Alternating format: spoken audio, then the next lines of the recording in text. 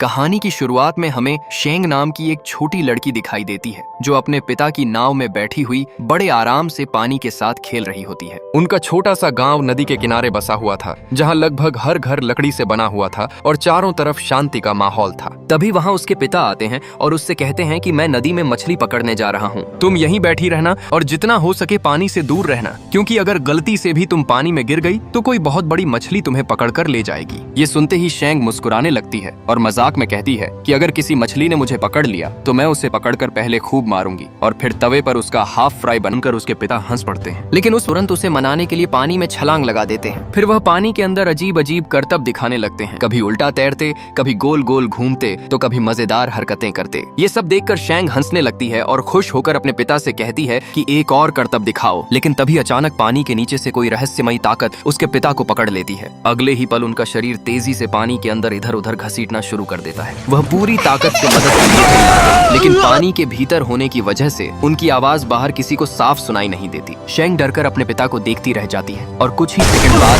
भयानक शैतानी ताकत उसके पिता को मौत के घाट उतार देती है। नदी का पानी देखते ही देखते खून से लाल हो जाता है। ये खौफनाक मंजर देखकर वहां मौजूद सभी गांव वाले बुरी तरह डर जाते हैं। किसी को समझ नहीं आता कि आखिर हुआ क्या है, लेकिन एक बात साफ थी, अब उनकी उल्टी गिनती शुरू हो चुकी थी। गांव वाले इस रहस्यमयी शैतान से छुट्टी तोहफे देने लगते हैं। तभी वहां एक अजीब सा दिखने वाला लड़का पहुंचता है जिसका नाम तांग था। वह आते ही सबको रोकता है और कहता है कि तुम लोग बहुत बड़ी गलती कर रहे हो। खुद एक धोखेबाज है और इसकी शक्ल सूरत देखकर ही समझ आता है कि ये पागल है। गांव वाले उसकी बातों में आ जाते हैं। फिर गुस्से में भरकर सभी तांग पर टूट पड़ते हैं। वे उसे पीटते हैं और रस्सियों से बांधकर नदी के ऊपर लटका देते हैं। तांग लगातार उन्हें समझाने की कोशिश यार नहीं होता। उधर गांव वाले अब पूरी तरह बेफिक्र हो चुके थे। उन्हें लग रहा था कि खतरा खत्म हो चुका है। इसी खुशी में वे न हैं, लेकिन उन्हें बिल्कुल अंदाजा नहीं था कि उनकी ये खुशी कुछ ही पलों में मातम में बदलने वाली है। ऊपर तुरंत उन्हें रोक देता है। वह कहता है कि ये कोई साधारण राक्षस नहीं है, ये एक श्रापित इंसान है, इसे मुझे संभालने दो। इसके बाद वह अपना सामान नीचे रखता है और अपनी नर्सरी राइम वाली किताब निकालता है जो उसे उसके गुरु ने दी थी। फिर वह उसमें लिखा गीत पढ़ना शुरू करता है, लेकिन जैसे ही उसकी आवाज उस शैतान के कानों तक पहुंचती है, वह गुस्से से पागल हो उठता है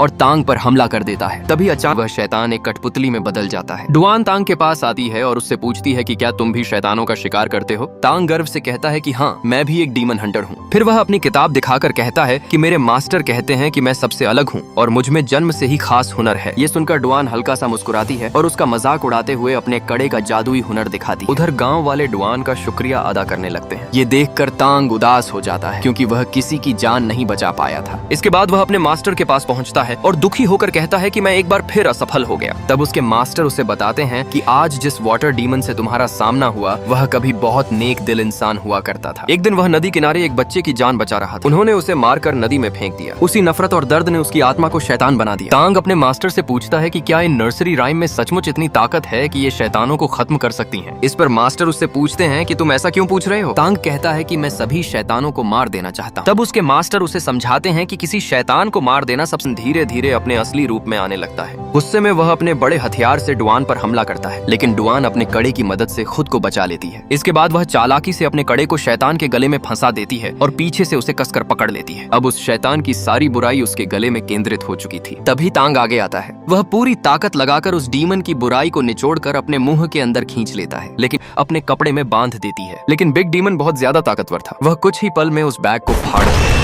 ये देखकर डुआन और तांग समझ जाते हैं कि अभी उससे लड़ना नामुमकिन है, इसलिए दोनों वहां से भाग निकलते हैं और एक सुरक्षित जगह पर पहुंचते हैं। उनके पीछे पूरा रेस्टोरेंट तहस नहस हो जाता है। कुछ देर बाद डुआन तांग से कहती है कि अगर हम उस बिग डीमन को पकड़ लेते तो हमें बहुत सारे पैसे मिल सकते थे, लेकिन वो इतना ताकतवर था कि मैं उसे काबू नहीं कर पाई। इस पर तांग कहता है कि मेरा मकसद शैतानों को मारना नहीं है, मैं उन्हें पकड़कर उनके अंदर अच्छाई जगाना चाहता हूँ। तांग की ये बात सुनकर डुआन हंस पड़ती है। वह कहती है कि अगर तुम ऐसा सोचते रहे तो एक दिन खुद मारे जाओगे, लेकिन कहीं नशित करने लगी थी। धीरे धीरे वह उसे पसंद करने लगी थी। कुछ पल बाद वह उसके करीब आती है। ऐसा लग रहा था जैसे वह उसे किस करने वाली हो, लेकिन तभी तांग घबरा जाता है और वहां से भाग निकलता है। अगले दिन तांग अपने मास्टर के पास पहुंचता है। वह उनसे बिग डीमन के बारे में पूछता है। तब उसके मास्टर उसे बताते हैं कि वह डीमन पहले बहुत नेक इंसान था। हालांकि उसकी शक्ल बेहद बदसूरत थी, फिर भी वह अपनी पत्नी से बहुत प्यार करता था, लेकिन उसकी पत्नी ने उसे धोखा दिया। उसी दर्द और विश्वासघात की वजह से उसकी आत्मा बिग डीमन में बदल गई। ये सुनकर तांग कहता है कि ऐसे शैतान को पकड़ना मेरे बस की बात नहीं है, वो बहुत ज्यादा ताकतवर है। तब उसके मास्टर कहते हैं कि अगर उसे हराना है तो तुम्हें उससे भी ज्यादा ताकतवर किसी की मदद लेनी होगी। फिर वे उसे मंकी किंग के बारे में बताते हैं। वह कहते हैं कि मंकी किंग को बुद्ध ने 500 सालों से एक पहाड़ के नीचे कैद कर रखा है। ये सुनकर तांग हैरान रह जाता है। वह कहता है कि ये तो सिर्फ एक कहानी है, किसी ने उसे कभी नहीं देखा। लेकिन उसके मास्टर कहते हैं कि ये कहानी नहीं, हकीकत है। फिर वे तांग को पुरानी घाटी में जाकर उसे ढूंढने के लिए कहते हैं। अब तांग मंकी किंग की तलाश में अपनी नई यात्रा पर। तांग खुद को छुड़ाने की कोशिश करता है। जब वह चारों तरफ नजर दौड़ाता है तो देखता है कि वहाँ कई और लोग भी कैद करके रखे गए हैं। उन्हीं में डुआन भी मौजूद थी। उसे वहाँ देखकर तांग हैरान रह जाता है। वहीं पास में एक खतरनाक लड़की खड़ी होती है जो बाकी सभी पर राज कर रही थी। वह सबको धमकाते हुए कहती है कि हम यहाँ शैतानों का शिकार करने आए हैं और जो भी हमारे रास्ते में आएगा उसे जिंदा नहीं छोड़ेंगे। अपनी बात साबित करने के लिए वह वहीं खड़े एक आदमी को मार देती है। ये देखकर तांग समझ जाता है कि मामला बहुत गंभीर है। तभी डुआन अचानक कहती है कि तांग उसका पति है। वह कहती है कि हमारे बीच झगड़ा हो गया था, इसलिए ये मुझे घर वापस ले जाने आए हैं। ये सुनकर वहाँ मौजूद शिकारी शक करने लगते हैं। उनमें से एक आदमी कहता है कि अगर तुम दोनों सच में पति पत्नी हो तो एक दूसरे को गले लगाकर दिखाओ। तांग ये सुनकर असहज हो जाता है। वह ऐसा करने से हिचकिचाता है, लेकिन तभी शिकारी उसके गले पर खंजर रख देते हैं। मजबूरी में तांग तैयार हो जाता है। जैसे ही वह डुआन के करीब जाता है उसे एहसास होता है कि डुआन कुछ ज्यादा ही ओवर एक्टिंग कर रही है। तभी तांग समेत धनसी कील निकाल लेता है। उधर डुआन के बाकी साथी ये देखकर हैरान रह जाते हैं। असल में डुआन ही उन सब की बॉस थी। वह गुस्से में अपने साथियों को घूरती है। इसके बाद वह तांग से कहती है कि तुम्हें अपने पास लाने का मेरे पास और कोई तरीका नहीं था। मैं तुम्हें सच में बहुत पसंद करती हूँ। लेकिन तांग उसे साफ मना कर देता है। वह कहता है कि मैं बस एक साधारण डीमन हंटर हूँ। मेरा एक मकसद है और मैं उसे छोड़ नहीं सकता। मैं तुमसे प्यार नहीं कर सकता। बेहतर होगा कि तुम मुझे भूल जाओ। तक कह देते हैं। ये सुनकर तांग वहाँ से जाने लगता है। तभी डुआन उसके पीछे आती है और कहती है कि मैं भी तुम्हारे साथ चलूं। लेकिन तांग उसे साफ मना कर देता है। वह कहता है कि तुम्हारी वजह से मैं अपने रास्ते से भटक रहा हूँ। मैं तुमसे प्यार नहीं कर सकता। मुझे बस अपनी नर्सरी राइम वाली किताब वापस चाहिए। ये सुनते ही डुआन गुस्से में आ जाती है। वह किताब को फाड़ देती है। फिर तांग को मारते हुए कहती है कि अगर आज मैं ना होती तो तुम जिंदा नहीं होते। इसके बाद तांग चुपचाप वहाँ से चला जाता है। उधर डुआन भी अपने साथियों से कहती है कि उसे अकेला छोड़ दिया जाए। अब दोनों अपने अपने रास्ते पर आगे बढ़ जाते हैं और इसी के साथ तांग कई दिनों तक पहाड़ों, जंगलों और सुनसान रास्तों से गुजरने के बाद वह आखिरकार एक ऊंचे पहाड़ पर बने पुराने मंदिर तक पहुंच जाता है। लेकिन वहाँ पहुंचकर वह हैरान रह जाता है। दरअसल उसे वहाँ बुद्ध की कोई मूर्ति दिखाई नहीं देती। ये देखकर वह सोच में पड़ जाता है कि क्या उसके मास्टर ने उसे गलत जगह भेज दिया। थका हुआ तांग पास रखे एक बर्तन में पानी से अपना चेहरा धोता है। तभी उसकी नजर उस पानी में लिखे कुछ शब्दों पर पड़ती है। वहाँ लिखा होता है, आईने में छिपे प्रतिबिंब को पहचानो। तांग कुछ देर ध्यान लगाकर उस पहेली को समझने की कोशिश करता है। तभी अचानक उसे एहसास होता है कि बुद्ध की मूर्ति असल में आधी पानी में छिपी हुई है। जैसे ही उसे ये बात समझ आती है उसके सामने मंदिर की असली तस्वीर दिखाई देने लगती है। लेकिन तभी वहाँ एक अजीब सा आदमी पहुँचता है। वह पागलों जैसी हरकतें कर रहा था। उसे देखकर तांग थोड़ा घबरा जाता है। तब वह उससे कहता है कि किंग फिर उसे अपनी कहानी सुनाने लगता है। वह बताता है कि 500 साल पहले वह बहुत घमंडी और शरारती था। उसने बुद्ध की बात नहीं मानी थी, इसलिए बुद्ध ने उसे इस पहाड़ के नीचे सील कर दिया। वह कहता है कि इतने सालों की कैद ने उसे बदल दिया है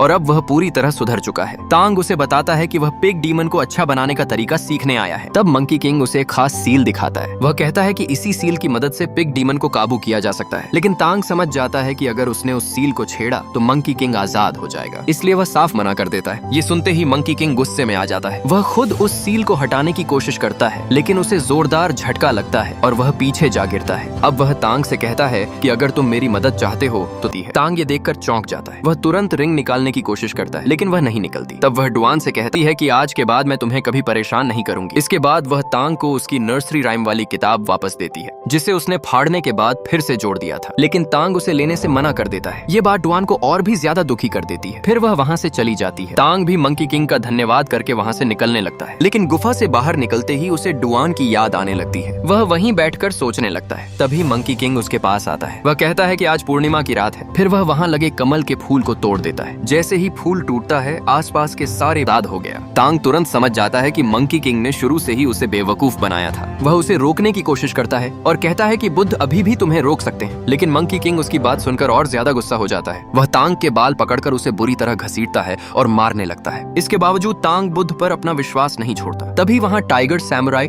कमाटी फुट और प्रिंस इंपॉर्टेंट पहुंच जाते जाते हैं। वे मंकी किंग का मजाक उड़ाने लगते हैं और कहते हैं कि इतना बड़ा नाम सुना था, लेकिन असलियत में तुम इतने खास नहीं लगते। ये सुनते ही मंकी किंग भड़क उठता है। सबसे पहले टाइगर सैमुराई उस पर हमला करता है, लेकिन मंकी किंग उसे बेहद आसानी से हरा देता है। इसके बाद कमाटी फुट अपने पैरों की शक्ति बढ़ाकर विशाल हमला करता है, मगर मंकी किंग उसकी ताकत को भी पल भर में खत्म कर देता है। फिर प्रिंस इंपॉर्टेंट अपनी सभी तलवारों को जोड़कर जोरदार वार करता है। कुछ देर तक दोनों के बीच जबरदस्त लड़ाई होती है, लेकिन आखिरकार मंकी किंग उसकी तलवार तोड़ देता है और उसे भी हरा देता है। फिर वह अपनी आवाज की शक्ति से उन तीनों को खत्म कर देता है। अब वहाँ सिर्फ तांग बचता है। मंकी किंग उसके पास आता है और कहता है कि अब तुम्हारी बारी है। तभी अचानक डुआन वहाँ पहुँच जाती है। वह बिना डरे मंकी किंग पर अपने जादू हालत में देखकर तांग पूरी तरह टूट जाता है। डुआन दर्द में होते हुए भी मुस्कुराकर उससे पूछती है कि क्या तुम सच में मुझसे प्यार करते हो। अब पहली बार तांग अपने दिल की बात मान लेता है। वह रोते हुए कहता है कि जब से मैंने तुम्हें देखा तभी से मैं तुम्हें चाहने लगा था। ये सुनकर डुआन खुश हो जाती है। वह उससे आखिरी बार गले लगाने को कहती है। तांग उसे कसकर गले लगा लेता है और उसके कड़े को अपनी उंगली में पहन लेता है। भारत की तरफ निकल पड़ता है, एक नई यात्रा, एक नए उद्देश्य के साथ। और इसी के साथ ये शानदार कहानी यहीं खत्म हो जाती है। अगर वीडियो पसंद आई हो तो इसे लाइक करना और चैनल को सब्सक्राइब करना बिल्कुल मत भूलना।